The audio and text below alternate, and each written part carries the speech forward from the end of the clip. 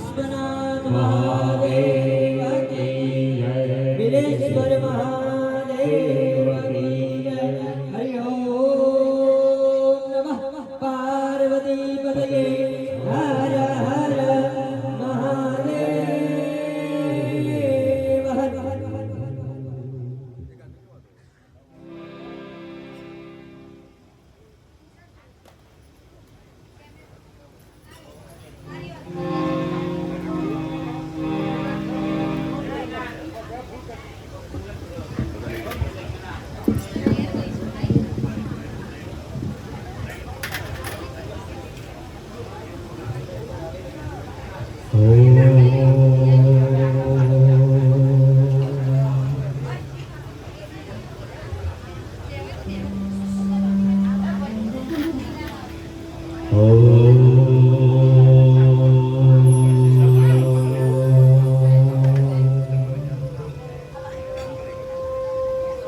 वक्रतुंड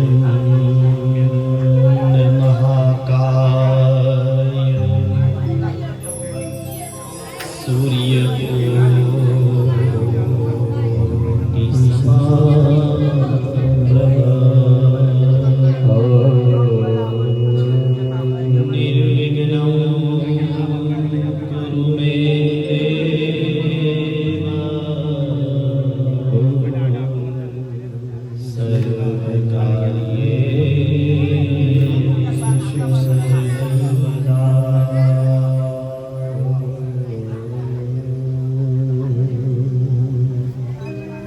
गुरुर्ब्रह्मा गुरुर्विष्णु गुरुर्देवो महेश्वरा गुरुर्साक्षात् परब्रह्म तस्मै श्री गुरुवे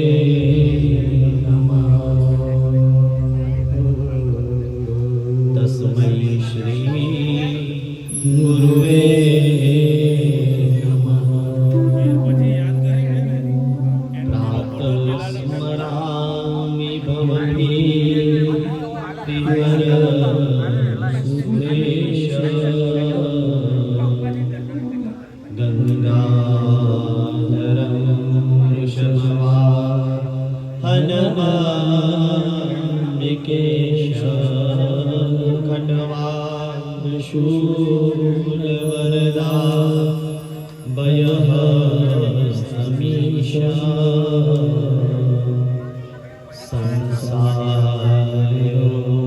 संसारयोगहरमो शरद्वैद्यं वन्दे बोधमयं नित्यं गुरुं शङ्कररूपिणा यमाश्रितो हि व्रतोऽपि चन्द्रा सर्वत्र वन्द्ये पत्रेण पुष्पेण तथा जलेन प्रीतो भवत्येष सदाशिवो हि तस्माच्च सर्वे परिपूजनीया शिवो महाभाग्यकरो प्रणमामि चिन्ता संतानहन्तारो यत्पादा गुजरेणव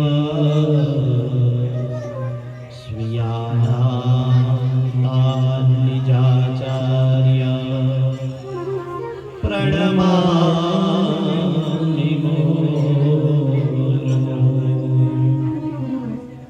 चतुर्भिश्च चतुर्भिश्च चतुर्भिश्च त्रिभिस्तथा षड्भिर्विच जते योषो पंचधारये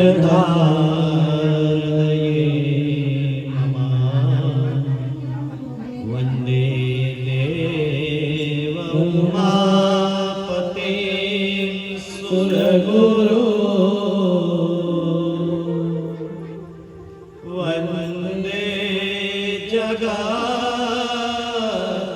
કારણ વંદે પન્નગભૂષણ મૃગધર વંદે પશુનાપતિ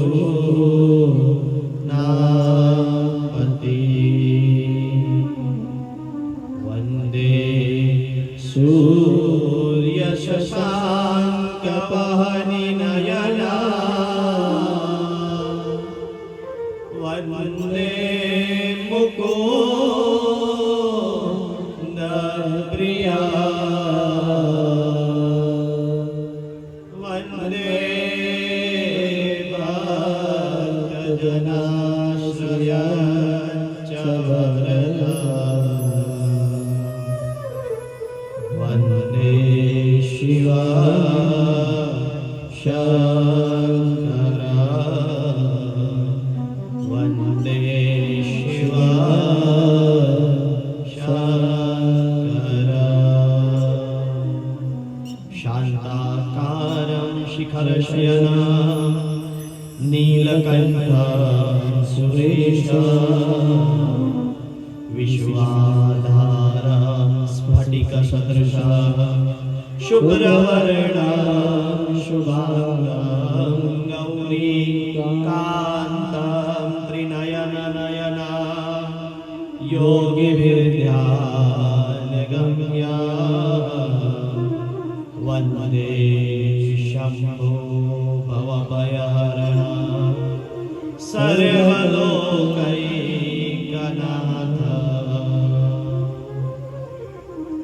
મૃત્યુંજય મહાદેવ ત્રાહિ માં શરણાગત જન્મ મૃત્યુ જરા વ્યાધિ પીડિતં કર્મ બંધને પીડિતં કર્મ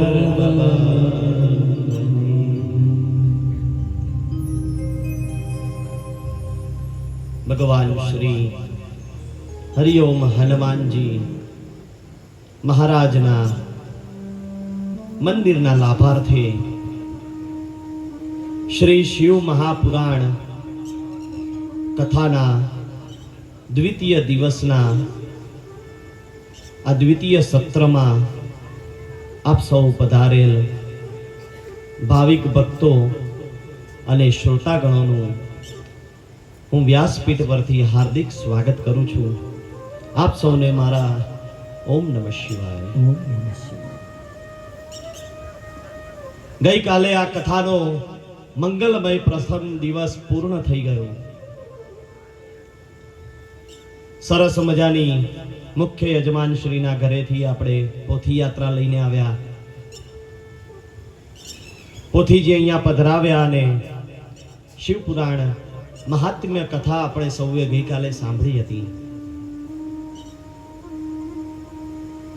ભગવાન શિવના મંગલમય પરમ પવિત્ર એવા કરુણામય શિવની જે ભક્તો પર કૃપા થાય છે તે કૃપાના આપણે અનેકવિધ ઉદાહરણો ગઈકાલે આપણે સાંભળ્યા હતા. ભગવાન શિવ, શિવ શબ્દ એ પોતે જ કલ્યાણકારી છે. શિવ એટલે શું? તો કે કલ્યાણકારી. પોતે અજન્મા અને આ સૃષ્ટિને જન્મ આપનાર એવા ભગવાન શિવનો જે અતિ પ્રિય માસ છે એવો શ્રાવણ માસ ચાલી રહ્યો છે.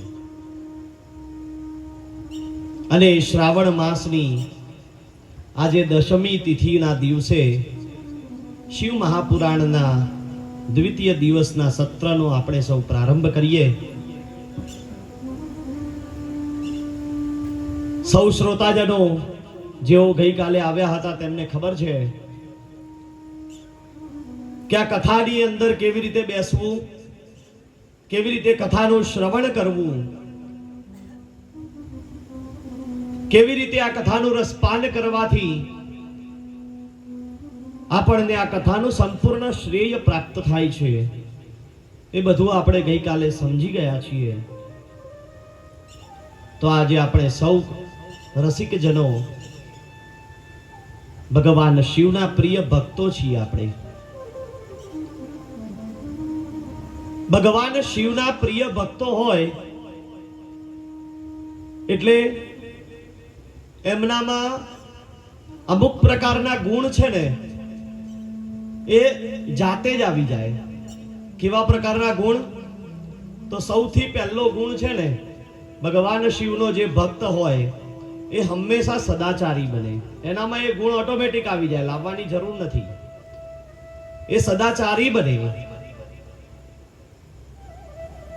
પોતાનાથી મોટા હોય એમનું માન સન્માન જાળવનારો બને.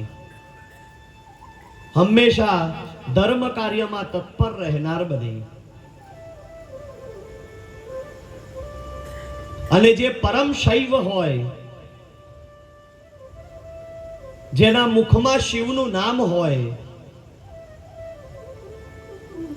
એવા ભક્તના જો દર્શન થઈ જાય તો મનુષ્યનો જન્મારો સફળ થઈ જાય છે. આ ઘોર કળિયુગમાં આ શિવનું નામ એ અતિ પાવનકારી છે, કલ્યાણકારી. આ શિવનું નામ જ્યારે લેવામાં આવે ત્યારે મનુષ્યના બધા જ પાપો બળીને ભસ્મ થઈ જાય છે, નિષ્પાપ બની જાય છે. આ શિવ મહાપુરાણની અંદર 7 સંહિતા વિશે આપણે ગઈકાલે સમજી ગયા. તેમાંની સૌથી પહેલી સંહિતા એટલે કે વિદ્વેશ્વર સંહિતા. વિદ્વેશ્વર કોને કહેવાય? તો કે વિદ્વાના ઈશ્વર, એટલે કે આપણને જે વિદ્યા પ્રાપ્ત થાય છે ને એ વિદ્યાના જે ઈશ્વર છે તેને વિદ્વેશ્વર કહેવાય. અને એમની સંહિતા એટલે વિદ્વેશ્વર સંહિતા. પૂર્વકાળની અંદર આ વિદ્વેશ્વર સંહિતામાં 10,000 શ્લોકો હતા, જેને વ્યાસજીએ ટૂંકાવી અને 7,500 શ્લોકોમાં રૂપાંતરિત કરી દીધા છે. આ વિદ્વેશ્વર સંહિતાનો પાઠ જ્યારે કરવામાં આવે ત્યારે ભગવાન શિવનું પ્રાગટ્ય થઈ જાય છે. કેવી રીતે થાય છે? તો આ વિદ્વેશ્વર સંહિતામાં સૌથી પહેલી જો કોઈ કથા આવતી હોય ને તો એ છે લિંગ પ્રાગટ્યની કથા. એટલે આજના દિવસે જે ભાવિક ભક્તો અત્રે અહીં પધાર્યા છો એ બધાને ભગવાન શિવના લિંગના પ્રાગટ્યની કથા આજે સાંભળવા મળવાની છે. અને એવું કહેવાય છે કે જે મનુષ્ય આ વિદ્વેશ્વર સંહિતાના એક પણ શ્લોકનું જો ગાન કરે, કોઈના મુખે શ્રવણ કરે, તો એ મનુષ્યને ક્યારેય પ્રેત યોનિમાં જવું પડતું નથી. ભગવાન તેને ગમે તેવા પાપો કર્યા હોય, ગમે તેવા કર્મો કર્યા હોય, તો પણ તેને પ્રેત યોનિમાં જવાથી બચાવે છે. એટલા માટે જ કહેવાય છે કે આવી બધી પુણ્યશાળી કથાઓનું શ્રવણ હંમેશા કરતા રહેવું, કારણ કે આ કથાઓના શ્રવણથી જ મૃત્યુ પછી આપણો ભાવ સુધરે છે. આપણે જ્યાં સુધી જીવીએ છીએ, ઘણા લોકો એવું કહેતા હોય કે અમારા નસીબમાં જે લખાયેલું હશે એ બધું થશે, પરંતુ નસીબ એ ફક્ત ને ફક્ત આપણા મનને મનાવવા માટેની એક વાત છે. ભાગ્ય સાથ આપે છે, એમાં કોઈ બેમત નથી, પરંતુ એના જોડે હંમેશા પોતાનો પુરુષાર્થ હોવો જરૂરી છે. જો પુરુષાર્થ ના હોય તો ક્યારેય ભાગ્ય કે નસીબ સાથ આપતું નથી. ઘણી વખત આપણે બધા એવું કહીએ કે અમારા ભૂતકાળમાં અમારા જે પૂર્વજો હતા એમણે કંઈક સારા કર્મો કર્યા હશે એટલે અમે આ બધું વાવેલું ખેતર લણીએ છીએ. પણ એ વાવેલું ખેતર આપણે લણીને જતા રહીશું તો આપણા પછીની પેઢી શું કરશે? એમને લણવા થોડુંક તો કંઈક રાખવું પડશે ને આપણે. તો આપણા પછીની પેઢી એ બધું વાવેલું આપણું લડી શકે એના માટે આપણે આવા બધા સદકાર્યો કરવા પડે, દાન કરવું પડે, ધર્મ કરવો પડે, આવી બધી પુણ્યમયી કથાઓ સાંભળવી પડે, ભગવાનના મંદિરમાં જવું પડે, ભગવાનના દર્શન કરવા પડે. એમનેમ આપણા ખેતરમાં કશું વવાય નહીં, વાવેતર અંદર કરવું પડે. વાવેતર કરો તો કાલ નહીં તો પરમ દિવસે 5-10 વર્ષે પણ એ બધું ઉગીને બહાર આવશે. આંબો ના વાવીએ ત્યાં સુધી કેરી ખાવા મળે નહીં. કેરી ખાવી હોય તો આંબો વાવવો પડે. એટલે શું કહ્યું કે વિદ્વેશ્વર સંહિતાનો પાઠ જે મનુષ્ય કરે એને પ્રેત યોની ક્યારે પ્રાપ્ત થતી નથી. તો હવે આપણે બધા ભેગા થઈ ભગવાન શંકરનું નામ સ્મરણ કરી, ભગવાન મહાદેવજીને વંદન કરી અને આ વિદ્વેશ્વર સંહિતા એટલે કે જે મુખ્ય શિવ પુરાણ છે એમાં આજે આપણે બધા પ્રવેશ કરીશું. ધ્યાયે નિત્યમ મહેશમ રજતિ ગિરિનિભા ચારુચંદ્રાવતંસા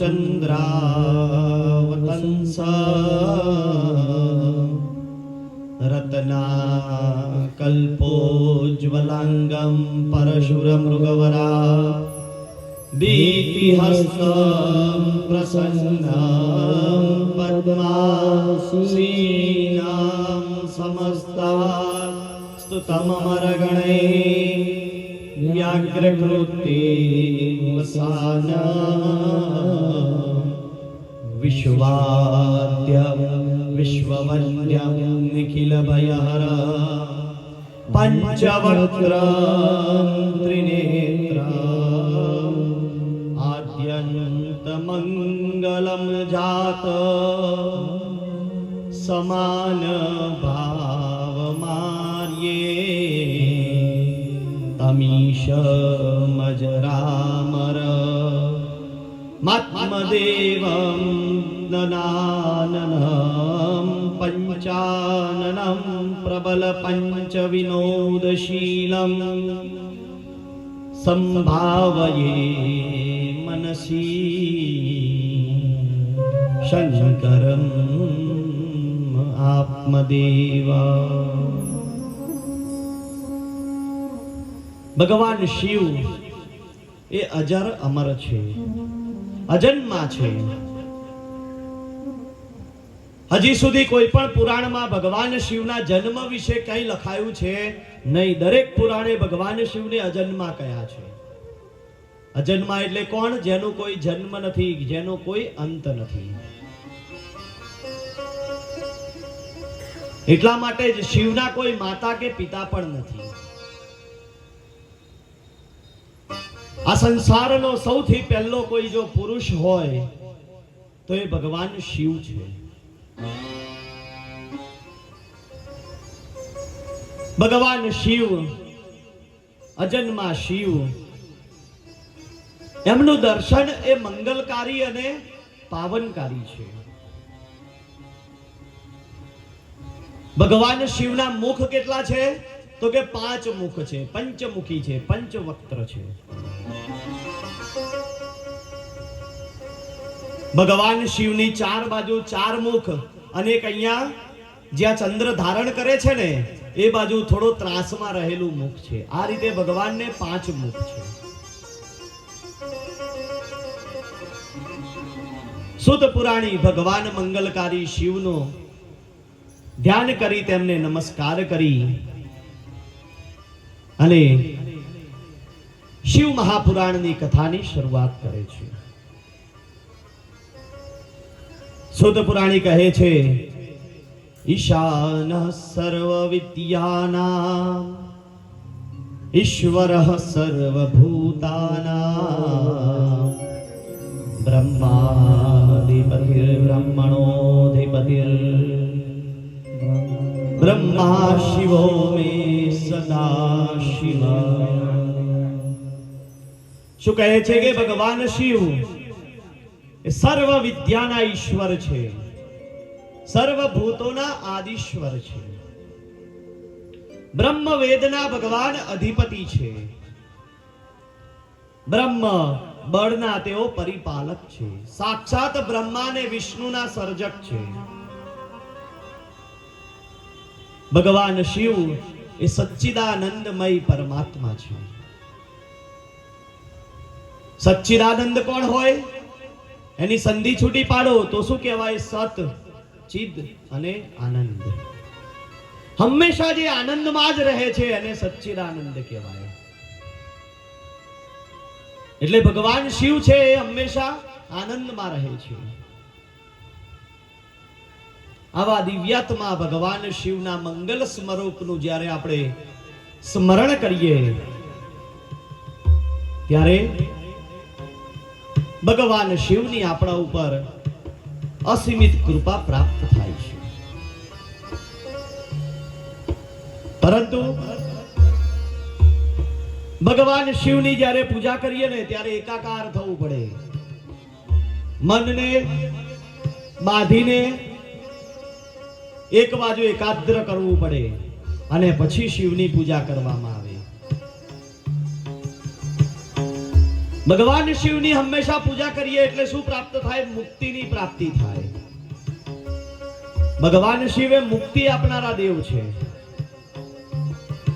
જ્યારે જ્યારે મનુષ્યને મુક્તિની ઈચ્છા થાય ત્યારે ભગવાન શિવના ચરણે જવું, ભગવાનના શરણમાં જવું, ભગવાન શિવને પ્રાર્થના કરવી કે હે પ્રભુ મારે મુક્તિ લેવી છે. ભગવાન વૈરાગ્યના દેવ છે. વૈરાગ્યની પ્રાપ્તિ કરવી હોય તો શિવના શરણે જવું પડે, તો જ વૈરાગ્ય પ્રાપ્ત થાય.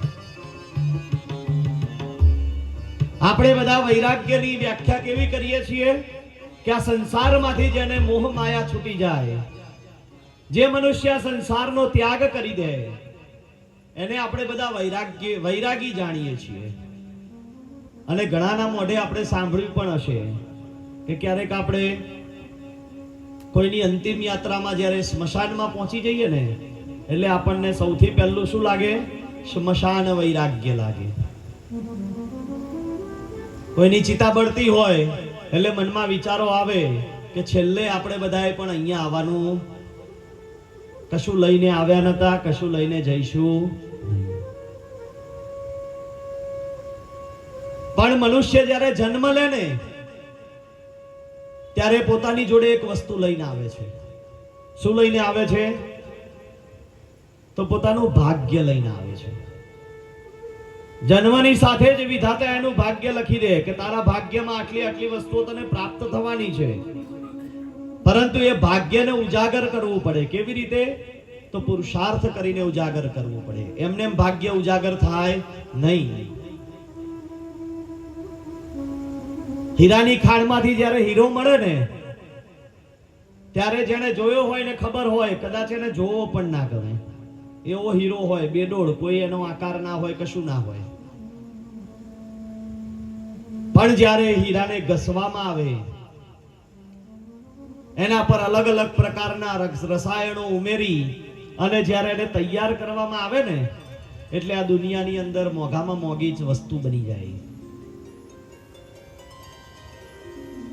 એટલે આ ભાગ્ય છે ને હીરા જેવું છે. જન્મ વખતે મળી ગયું હોય ખરું, પરંતુ એને ઉજાગર કરવા એને ઘસવું પડે. અને ઘસાય કેવી રીતે? તો પુરુષાર્થ કરીને ઘસાય. ઘરે બેસી રહેવામાં આવે, ઘેર બેઠા હોઈએ આપણે અને એમ કહીએ કે મને મહિનો થાય એટલે પૈસા મળી જાય, પગાર મળી જાય, તો એવી રીતે કોઈ પગાર આપવા આવે નહીં. એના માટે નોકરી કરવા જવું પડે, ધંધો કરવા માટે જવું પડે.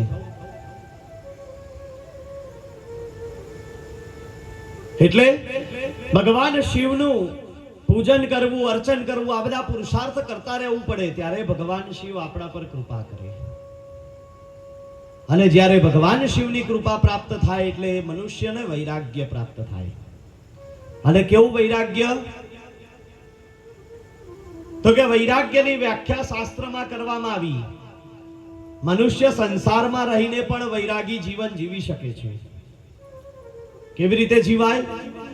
તો કોઈ બીજાની વસ્તુ પર ક્યારેય ઈચ્છા ના કરવી, કોઈ બીજાની પાસે કોઈ વસ્તુ હોય અને આપણે એ વસ્તુ લેવાની ઈચ્છા કરીએ તો આપણને ક્યારે વૈરાગ્ય પ્રાપ્ત ન થાય. વૈરાગ્ય પ્રાપ્ત ક્યારે થાય? એ વસ્તુ જેની છે એને મુબારક, ભગવાને આપણને જે આપ્યું એમાં ખુશ રહેવું. મનુષ્યમાં જ્યારે પાત્રતા આવે ને એટલે બધી વસ્તુઓ એની પાસે આપમેળે આવી જાય. તમારી અને મારી જેટલી પાત્રતા હોય, આપણો ગળો જેટલો ખાલી હોય એટલો ભગવાન ભરી આપે. છલોછલ ગળો ભરીને આપણે બેઠા હોય તો એમાં કશું ભરાય નહીં, એવું ભરાઈને બહાર આવતું રહે ભરીએ તો. એટલે ભગવાન બધું આપણને પાત્રતા મુજબ આપે છે. ઘણી વખત આપણને એવો પ્રશ્ન થાય કે કોઈ મનુષ્ય છે, કોઈ માણસ છે જેની પાસે આપણા કરતા એ ઓછું કામ કરે છે, આપણા કરતા બજારમાં કે બહાર પોતાનો સમય ઓછો વિતાવે છે, તો પણ આપણા કરતા વધારે સમૃદ્ધ છે, અને અમે આટલી બધી મહેનત કરીએ તોય અમારી પાસે કશું નહીં. તો એ તમારી જેટલી પાત્રતા છે ને એટલું તમને મળ્યું છે. એટલે મનમાં પાત્રતા કેળવતા શીખો. તમારામાં અને મારામાં પાત્રતા આવવી જોઈએ. જેવી પાત્રતા આવશે એવી આપણા પાસે આ વસ્તુ આપમેળે આવવાની ચાલુ થઈ જશે. અને એ પાત્રતા મેળવવા શું કરવું પડે? તો આપણા મનની, આપણા શરીરની જે આદતો પડેલી છે ને આદતોને સુધારવી પડે. હિન્દુ શાસ્ત્રએ શું કહ્યું આપણને કે મનુષ્યને જીવનમાં જ્યારે ભગવાનની જરૂર પડે ને, ભગવાનના શરણે જઈએ, ભગવાનના મંદિરે જઈએ, તો ઘણા લોકો અત્યારે કેવું કરે, ભગવાનને સુવાનો ટાઈમ થાય ને ત્યારે તો પોતે પહોંચ્યા હોય ત્યાં મંદિરમાં. ખબર છે 12 થી 4 મંદિર બંધ હોય તો એ 11:15 પહોંચી જાય. અને પછી મહારાજ જોડે માથાકૂટ થાય કે મહારાજ 5 મિનિટ તો ખુલ્લું રાખો મંદિર, અમારે દર્શન કરવા છે. પણ મહારાજને કઈ ખુલ્લું રાખવામાં વાંધો ના હોય, પણ ભગવાનને શું કામ શ્રમ પડવા દેવો? આપણને જો 12 થી 4 ઊંઘવા જોઈતું હોય તો ભગવાનને ના જોઈએ? મહારાજ સવારના પોરમાં જાય ને એટલે ભગવાનને કેટલા વાગે ઉઠાડે? 4 વાગે મંગળા આરતી કરી નાખે. ઠાકોરજીના મંદિરમાં જાઓ તો 4 વાગે મંગળા આરતી થઈ જાય. શિયાળાનો સમય હોય તો કદાચ કલાક 1.5 કલાક લેટ હોય, 6:30 થાય. રેગ્યુલર સમય હોય તો 4 કે 5 વાગે મંગળા આરતી થઈ જાય. તો ભગવાન 5 વાગે જાગીને બેસી ગયા છે આપણને દર્શન આપવા. તો બપોર 12 વાગે ઊંઘ આવે કે ના આવે? આપણે 4 વાગે ઉઠીએ એટલે બપોરે 12-1 વાગે સરસ મજાનું જમી લઈએ. ભગવાન તો રાજભોગ જમે પાછા. હે, આપણે તો કોઈક દિવસ રોટલી શાકમાં ચલાવી લઈએ. ભગવાન તો રાજભોગ જમે, 56 ભોગ જમે. હવે આટલું બધું ખાધું હોય તો ઊંઘ તો આવે ને ભગવાનને. અને પછી એવા સમયે આપણે ત્યાં પહોંચી જઈએ અને ભગવાનને કહીએ કે પ્રભુ અમારા પર કૃપા કરજે, તો શું કરે ભગવાન? 2 હાથ જોડીને એમ કે હવે ફરીથી ક્યારે આવતો નહીં ભાઈ તું અહીંયા. આપણે પણ વિચારીએ છીએ કે ભાઈ 12 થી 4 નો સમય છે તો કોઈને ફોન ના કરીએ, વિચારીએ ભાઈ સુઈ ગયા હશે. તો અખંડ બ્રહ્માંડનો અધિપતિ નાથ છે. તો વિચારો આ બધું, આ બધા વિચાર કરવાની જરૂર છે. શું કહે છે શિવ મહાપુરાણ? સવારે બ્રહ્મ મુહૂર્તમાં જાગવું જોઈએ અને તારા સ્નાન કરવું જોઈએ. બ્રહ્મ મુહૂર્ત એટલે સવારે 3:30 થી 4:30 નો સમય અને બ્રહ્મ મુહૂર્ત કહેવાય. એમાં ઉઠી જવું પડે અને તારા સ્નાન, આકાશમાં તારા હોય ત્યારે સ્નાન કરી લેવું પડે. પછી ઘરે બેસી જે આપણી પોતાની દેવ સેવા હોય ને એ બધી દેવ સેવામાં જઈ ભગવાનને સ્નાન આદિ કર્મ કરાવવા પડે. ભગવાન આગળ દીવાબત્તી કરવા પડે. ભગવાનને સવારનો ભોગ મૂકવો પડે. અને પછી નજીકમાં કોઈ દેવાલય હોય, શિવ મંદિર હોય, ત્યાં દર્શન કરવા જવું પડે. જો આ રીતે તમે દર્શન કરો ભગવાનના તો જરૂર ભગવાન તમારા પર કૃપા કરે. આપણે કોઈની પાસે કંઈ લેવું હોય, કોઈની પાસે કંઈ મેળવવાની ઈચ્છા હોય તો સામાવાળા વ્યક્તિની અનુકૂળતા પ્રમાણે જવું પડે. કોઈની પાસે કંઈ કામ કરાવવાનું હોય તો ફોન કરીએ કે મારે તમારું જરાક કામ છે તો ક્યારે મળવા આવું, પછી એ રાત્રે 12 વાગે બોલાવે તો આપણે 12 વાગે પહોંચી જઈએ, હે ને? તો ભગવાન પાસેથી આપણે આપણા મનના મનોરથો પૂર્ણ કરવા હોય તો ભગવાન જે સમય કે ને સમય પહોંચી જવું પડે. સતયુગનો જ્યારે સમય હતો ત્યારે સ્વયં ભગવાન પોતે હાજરી આપતા. ભગવાનના વેદ મંત્રોનું ગાન થાય, વેદોનો ધ્વનિ સંભળાય એટલે સ્વયં ભગવાન હાજર થાય. આવાહન કરવામાં આવે ભગવાનનું એટલે ભગવાન આવી જાય, હાજર થઈ જાય. પછી કાળ બદલાયો, સતયુગ ગયો અને આવ્યો ત્રેતાયુગ. ત્રેતાયુગની અંદર શું થયું?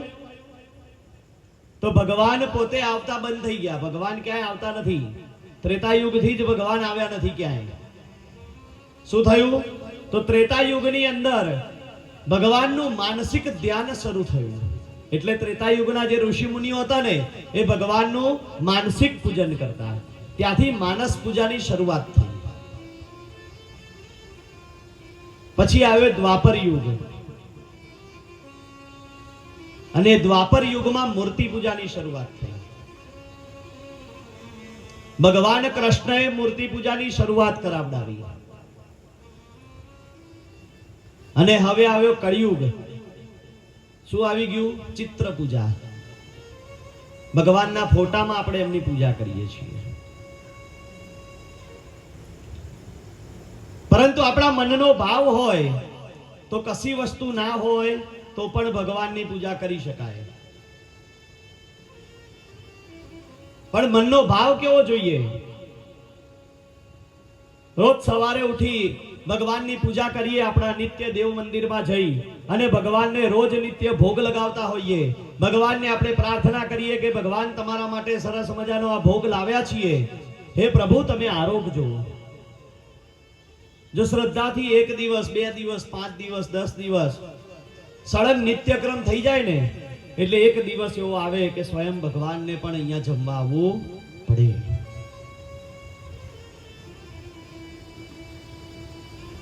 ભગવાન દ્વારકાધીશનું જે મંદિર છે ને દ્વારકામાં, અહીંયા બધાએ દ્વારકાધીશના લગભગ બધા મોટા ભાગે દર્શન કર્યા હશે. કોઈ એવું નહીં હોય જેને દર્શન નહીં કર્યા હોય.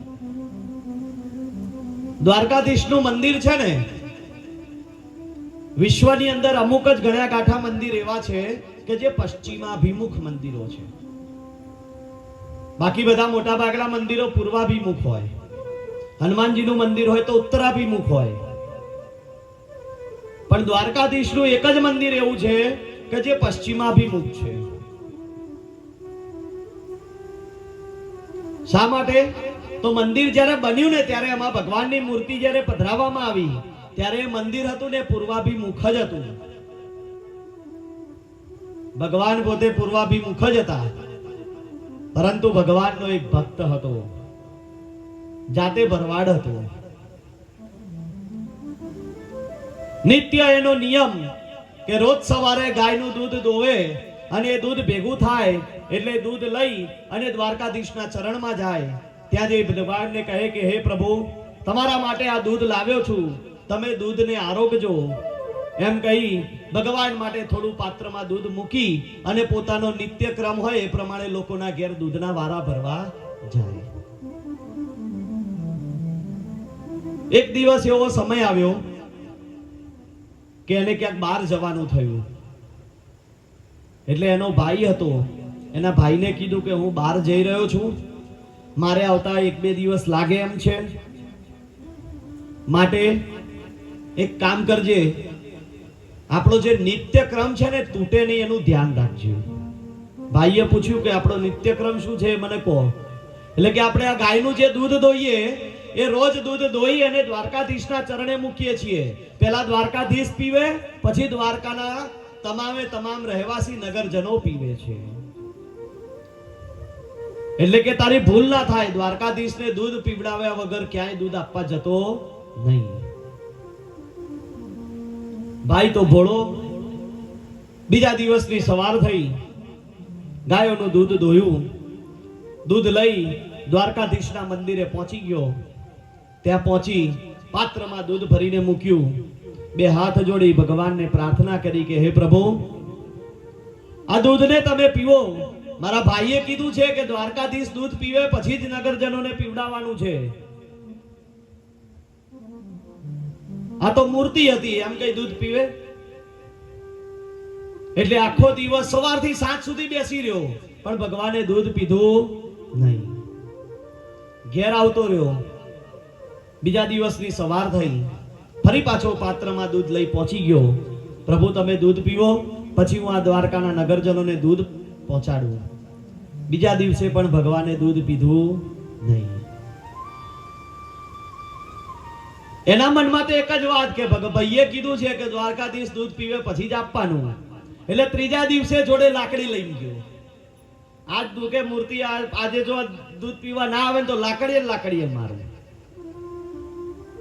એટલે પાત્ર જોડે એક લાકડી લઈ અને પહોંચી ગયો. ત્યાં પહોંચી અને ત્યાં દૂધનું પાત્ર મૂક્યું. લાકડી લઈ અને કે જો આજે દૂધ ના પીધું ને તો આ લાકડીએ મારીશ. અને તમને બધાને નવાઈ લાગશે, મૂર્તિમાંથી દ્વારકાધીશ આવ્યા, દૂધ પીધું, પાછા મૂર્તિમાં જતા રહ્યા, ત્યારે આ ભાઈએ બધા નગરજનોને દૂધ પહોંચાડ્યું. પછી તો નિત્યક્રમ થઈ ગયો. સવારે જઈને પાત્રમાં દૂધ મૂકે એટલે ભગવાન આવે દૂધ પી જાય. અઠવાડિયું થયું એટલે એનો ભાઈ બહાર ગામ ગયો તો એ પાછો આવ્યો એટલે નગરજનોએ કહ્યું કે ભાઈ 2 દિવસ અમને દૂધ મળ્યું નતું. એટલે એના ભાઈએ પૂછ્યું કે ભાઈ 2 દિવસ દૂધ કેમ બધા ના આપ્યું? એટલે કે આ તારો દ્વારકાધીશ કેવો છે કે હું દૂધ લઈને જાઉં તો પીતો જ નતો ને. 2 દિવસ ના પીધું, ત્યાં તો ના પાડી હતી કે જ્યાં સુધી પીવે નહીં ત્યાં સુધી કોઈને આપતો નહીં દૂધ. એટલે ત્રીજા દિવસે લાકડી લઈને ગયો તો આઈને પીધું કે એને. મને આવી ખબર હતો પહેલા દિવસે જ લઈને જાત લાકડી. તમારે કઈ એવું ના જોઈએ કે આ કોઈનું કીધું માનતો નથી એમ. એટલે ભાઈને વિચાર થયો. એટલે એને પૂછ્યું કે તું લાકડી લઈને ગયો તો દ્વારકાધીશે દૂધ પીધું તું કે નતું પીધું? તો કે આઈને પીધું, પછી તો આ બધાને દૂધ પીવડાવ્યું મેં, બધાના ઘેર જઈને આપી આવ્યો. ઓહો, ભાઈ કે મારા ભાઈના 2 દિવસની શ્રદ્ધામાં ભગવાન પોતે હાજર થયા અહીંયા.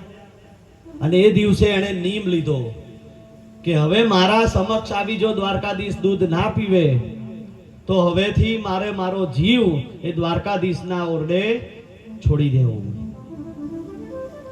અને પાછો નિયમ કેવો કે જેમ રોજ બેઠો ત્યાં નહીં, બીજા દિવસે સવારે પાત્રમાં દૂધ લીધું અને ભગવાનના મંદિરના પાછળ જઈને બેસી ગયો કે ભગવાન તારું દૂધ પીવું હોય તો મંદિરની પાછળ આવીને પીજે.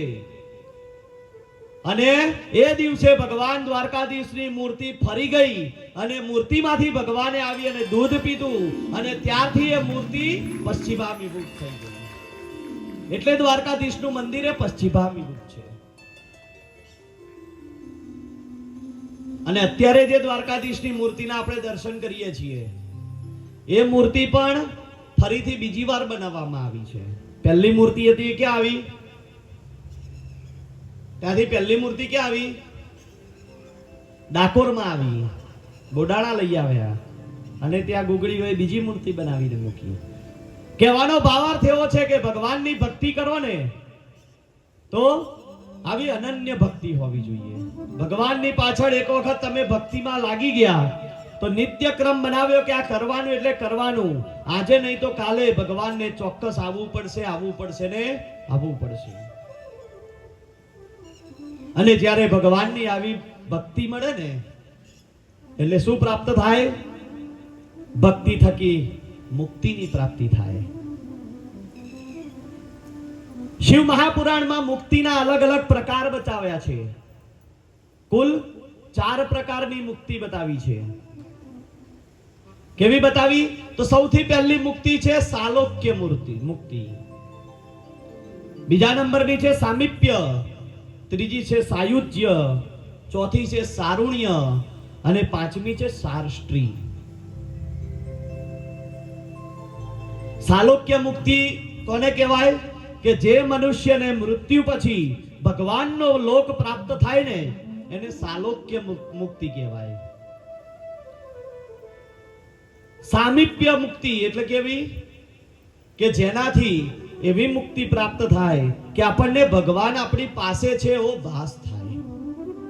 ઘણા લોકોને એવો ભાસ થાય કે મારું કાર્ય મારા ભગવાન કરે છે, મારી જોડે છે, તો એને જીવતે જીવ મુક્તિ પ્રાપ્ત થઈ ગઈ છે. ત્રીજી મુક્તિ છે સાયુજ્ય મુક્તિ. એટલે શું? તો ભગવાનમાં આપણું મન એકાકાર થઈ જાય. આજે ભરવાડની જે મુક્તિ થઈ ને એને સાયુજ્ય મુક્તિ કહેવાય. અને ચોથી છે સારુણ્ય મુક્તિ. આ મુક્તિ કેવી છે? સારુણ્ય એટલે તમારું વાન છે ને એ મૃત્યુ પછી સ્વયં ભગવાન જેવું થાય. અને આવી મુક્તિ આ સંસારમાં બે વ્યક્તિઓને મળી. કોને મળી? જય અને વિજય નામના ભગવાન વિષ્ણુના બે પાર્ષદોને મળી. ભગવાન વિષ્ણુના બે પાર્ષદ હતા ને સેમ અદ્દલ ભગવાન વિષ્ણુ જેવા દેખાતા. અને છેલ્લી છે સાર્ષ્ટ્રી, જેમાં ભગવાનના જેવું ઐશ્વર્ય પ્રાપ્ત થાય છે. સ્વયં લક્ષ્મીજી પ્રાપ્ત થાય, સ્વયં નારાયણ આવે, સ્વયં શિવ આવે, સ્વયં પાર્વતીજી આવે, સ્વયં ગણેશજી આપણા ઘરે પધારે. એટલે મનુષ્યને હંમેશા મુક્તિ મેળવવી હોય તો ભગવાન શિવનું ભજન કરવું. શાસ્ત્રમાં શું કહેવામાં આવ્યું? કે તમને પુરાણો નથી ફાવતા. ઘણા લોકો એવા હોય જેમને સંસ્કૃતના શ્લોકો ના ફાવતા હોય, તો કે મહારાજ અમને તો આ વાંચતા નથી આવડતું, નથી ફાવતું, તો અમારે શું કરવું? તો એના માટેનો બીજો રસ્તો બતાવ્યો. શું બતાવ્યો? ભગવાનનું કીર્તન કરવું, ભગવાનનું ભજન કરવું. કોઈ એવું હોય જેને ભજન પણ ના આવડતું હોય તો શું કહ્યું? ભગવાનનું નામ લેવું, ભગવાનના નામનો જપ કરવો. કઈ ના આવડે તો શિવ શિવ શિવ શિવ શિવ શિવ શિવ જપ કર્યા કરો તમે. એનાથી પણ ભગવાન પ્રસન્ન થાય છે. ભગવાન શિવ એ મુક્તિના દાતા છે. શિવ પુરાણ શું કહે છે? કે જે મનુષ્ય ભગવાન શિવને પોતાનું સર્વસ્વ અર્પણ કરે એને ભગવાન શિવ મુક્તિ પ્રાપ્ત કરાવે છે. કેવી મુક્તિ? તો મેં કહી એવી 5 પ્રકારની મુક્તિ આપે છે. અને આપણે બધાએ આમાંથી સારામાં સારી મુક્તિ કહીએ અને જે સરળમાં સરળ છે તો જે પહેલી મુક્તિ છે ને સાલોક્ય, મૃત્યુ પછી ભગવાનના ધામની પ્રાપ્તિ, એને સાલોક્ય મુક્તિ કહેવાય. તો એ મુક્તિ મેળવવા માટે ભગવાન શિવનું ભજન કરવું. મેવા મળે કે ના મળે મારે સેવા તમારી કરવી છે. મુક્તિ મળે કે ના મળે મારે ભક્તિ તમારી કરવી છે. મુક્તિ મળે કે ના મળે મારે ભક્તિ તમારી કરવી છે. મુક્તિ મળે કે ના મળે મારે ભક્તિ તમારી કરવી છે.